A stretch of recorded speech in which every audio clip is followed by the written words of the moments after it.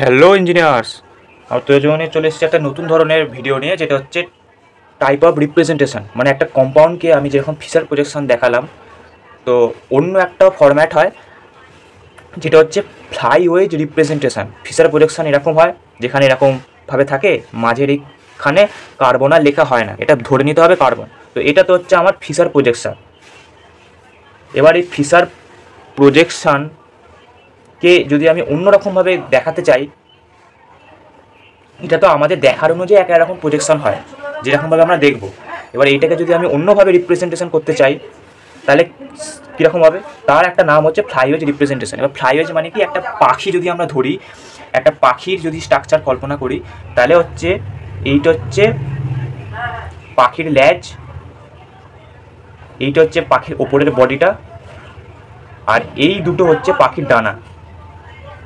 দেখ তোরা যদি একটা কল্পনা কর, এইটা হচ্ছে একটা পাখির ওপরের পাটটা, এটা হচ্ছে পাখির লেজটা, আর এইটা হচ্ছে পাখির দুটো ডানা।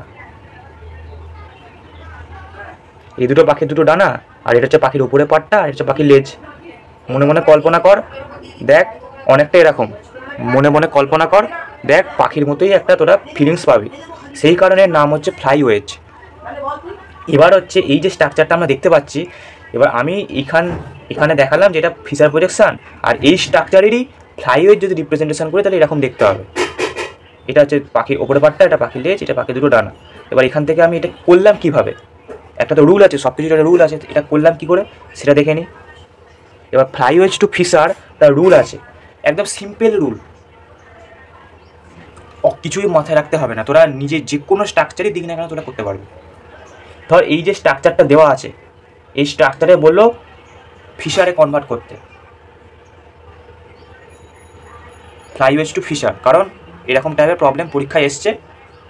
তো এইটা তোদের জেনে রাখতে হবে যে ফ্লাইওয়েজ দিলে সেটাকে ফিচারে কীভাবে কনভার্ট করবে। উল্টোটা কোনোদিন আসেনি, এবার উল্টোটাও তোরা করতে পারবি। এবার এই যে স্ট্রাকচারটা দেওয়া আছে, এই স্ট্রাকচারটাকে আমরা ফিচারে কনভার্ট করবো কী করে? মানে এরকম এক ফিচার মানে কি, এরকম একটা রিপ্রেজেন্টেশন, এটাতে কনভার্ট করবো কী করে? পাখির যে দুদিকে দুটো ডানা আছে, এই দুটো ডানাকে ধরবো, নিয়ে সোজা করে দেবো। এই দুটো ডানাকে ধরবো, নিয়ে সোজা করে দেবো। এই দুটো ডানাকে ধরবো, এরকম সোজা করে দেবো। তাহলে কীরকম হবে? এইটাকে এদিকে স্ট্রেচ করতে হবে, আর এইটাকে এইদিকে স্ট্রেচ করতে হবে। তাহলে এইটাকে যদি এদিকে স্ট্রেচ করি, তাহলে ওইটা আমার এদিকে পড়ে, আর এইটা তো এদিকেই আছে।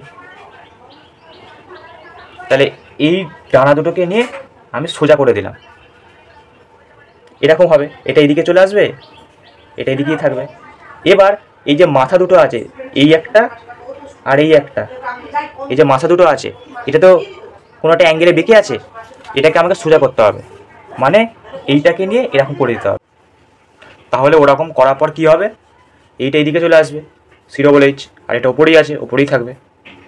তাহলে বোঝা গেল মেন ফান্ডা হচ্ছে যখনই আমার এরকম স্ট্রাকচার থাকবে, তখনই হচ্ছে এই যে এইটা হচ্ছে পাখির ডানা, যেটা পেছন দিকে এরকম আছে। যখনই আমার এরকম থাকবে, এবার এখানে কিছু একটা লেখা থাকবে, এখানে কিছু একটা লেখা থাকবে। যেমন এর ক্ষেত্রে কি, এখানে ওয়েচ লেখা আছে, এদিকে ওয়েচ লেখা আছে, এদিকে এজ লেখা আছে। সেরকম যাই লেখা থাকুক না কেন, এরকম স্ট্রাকচারটা দেখতে ঠিক, শুধু ধরে এরকম সোজা করে দেবো। এরকম আছে, দুদিকটা ধরবো, সোজা করে দেবো। তাহলে এইদিকে যেটা লেখা আছে সোজা করে দিলে কী হবে? লেফট সাইডে চলে এলো, আর এটা রাইট সাইডেই রইলো। সেটাই এখানে লেখা হয়েছে। আর ওপরের ক্ষেত্রে যেটা হচ্ছে, সেটা হচ্ছে সামথিং কোনো একটা এরকম অ্যাঙ্গেলে ফরম্যাটে আছে, যেরকম সামথিং একটা অ্যাঙ্গেলে আছে। সেটা এই দিকেও বেঁকে থাকতে পারে, কোনো সময় এদিকে বেঁকে থাকে, কোনো সময় এদিকে বেঁকে থাকে। এই ব্যাকা জিনিসটাকে আমাকে সোজা করতে হবে। তাহলে এদিকে যেটা লেখা আছে, এই যে এরকমভাবে ব্যাকা আকারে থাকে, এবার এইদিকে যেটা লেখা আছে সেটা নিচে চলে যাবে। আবার যদি এদিকেও ব্যাকা থাকে, তাহলে এদিকে যেটা লেখা আছে সেটা নিচে চলে আসবে। এটা হচ্ছে মেন ফান্ডা। প্রথমে এরকম পাখির ডানার মতো দেখতে, ওটাকে আমি সোজা করে দেবো। তারপর ওপরে যেটা এরকমভাবে একটা অ্যাঙ্গেলে সামথিং বেঁকে আছে, সেটাকে আমি সোজা করে দেবো। এই অ্যাঙ্গেলে বেঁকে আছে, এটাকে সোজা করে দিলাম। আবার এদিকেও এঁকে থাকতে পারে, সোজা করে দেবো। তাহলে বোঝা গেল। এইভাবে যদি আমরা সেকেন্ড এক্সাম্পলটা দেখি, তাহলে ফার্স্ট কাজ হচ্ছে এই যে এরকমভাবে অ্যাঙ্গেলে বেঁকে আছে, এটাকে সোজা করে দেবো। সোজা করতে গেলে আমাকে এদিকে টানতে হবে, তাহলে ওপরে COOH, নিচে আমার CH3 হলো।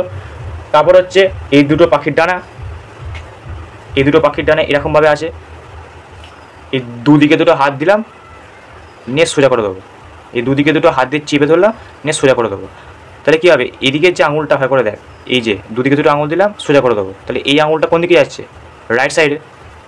এখানে কী লেখা আছে, OH, মানে এটা রাইট সাইডে হবে, আর এদিকে H, এদিকেই থাকবে। তাহলে বোঝা গেল এইভাবে হচ্ছে এই জিনিসটা করা হয়। ফ্লাইওয়েজ থেকে ফিচারটাই তোদের এক্সামে দিয়েছিল প্রিভিয়াস ইয়ারে। তো এইটা হচ্ছে আমাদের কনসেপ্ট। এবার যদি উল্টোটা দেয়, যদি ফিচার থেকে ফ্লাইওয়েজ দেয়, মেনলি তোদের এই কনভার্সানগুলো সিলেবাসে নেই, কিন্তু এরকম টাইপের প্রবলেম এসেছিলো বলে আমি করিয়ে দিলাম। কিন্তু এবার যদি কোনো কারণে এই উল্টো জিনিসটা দেয়, ফিচার থেকে যদি আমাকে ফ্লাইওয়েজ দেয়, তাহলে আমাকে কী করতে হবে, এইটা হচ্ছে আমাদের এরকমভাবে আছে, তাহলে এটাকে আমাকে পাখির ডানা বানাতে হবে। লেপ সবসময় আমার জিনিস হচ্ছে কীরকমভাবে করতে হয়, যেমন এখানে আমি এখানে যেমন কি এই দুটো হচ্ছে পাখির ডানা, এই দুটোকে আমি স্ট্রেচ করলাম, তাহলে এটা এদিকে চলে আসবে, তাই তো, এটা এদিকে চলে এলো। তাই সবসময় হচ্ছে কোন দিকে, এবার হচ্ছে এখানে যেমন হচ্ছে এরকম স্ট্রেট লাইন ফরম্যাটে আছে, এবার আমি কোন দিকে ভাঁজ করতে হবে কী করে বুঝবো, সবসময় হচ্ছে এই যে লেফট সাইডে সবসময় মাথায় রাখতে হবে যে এরকম যে লাইনটা টানা আছে, এই লাইনের ডান দিকে যেটা লেখা আছে সেটা তাহলে একসময় এইদিকে ছিল। কারণ তুই জানে এই দুটো জিনিসকে যদি তুই টানিস, টানার পর তো এইটা এইদিকে চলে গেছে, তাহলে তোকে ভাঁজ করতে গেলে আবার এটা এইদিকে করতে হবে। তো এইটা হচ্ছে ব্যাপার। আর সবসময় হচ্ছে এই হাইড্রোজেনটাই ম্যাক্সিমাম, যেগুলো হচ্ছে সব থেকে অ্যাটমিক নাম্বার কম, সেইটা সবসময় এরকম থাকে, সবসময় এরকম থাকে, এইখানে সবসময় এটা থাকে। হাইড্রোজেন ম্যাক্সিমাম ক্ষেত্রে হাইড্রোজেনই থাকে, কারণ হাইড্রোজেনেরই সব থেকে লোয়েস্ট।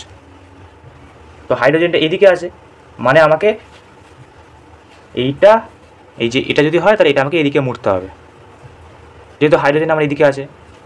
আর এর ক্ষেত্রে কী আছে, এর ক্ষেত্রে হাইড্রোজেনটা এদিকে আছে, তাহলে আমাকে এইটা নিয়ে এদিকে মুড়তে হবে। তাহলে বোঝা গেল ম্যাক্সিমাম ক্ষেত্রে হাইড্রোজেনই থাকে, আর তোদের এইরকম জিনিসগুলো নেই, মানে তোদের সিলেবাসে এরকম প্রজেকশান নেই। একমাত্র কনফার্মেশন আইসোমারের একটা হয় নিউম্যান প্রজেকশান, ওইটাই তোদের শুধু আছে। আর এমনি ফ্লাইওয়েজ থেকে ফিশার প্রজেকশানটা করিয়ে দিলাম শুধুমাত্র পিআরকিউতে এরকম কোশ্চেন এসেছিলো সেই কারণে আমি করিয়ে দিলাম, না হলে আমি করাতাম না, কারণ তোদের সিলেবাসে কোনো প্রজেকশানের ব্যাপারেই লেখা নেই। তাহলে বোঝা গেল, নেক্সট ভিডিও দেখা হবে, তো বাই বাই।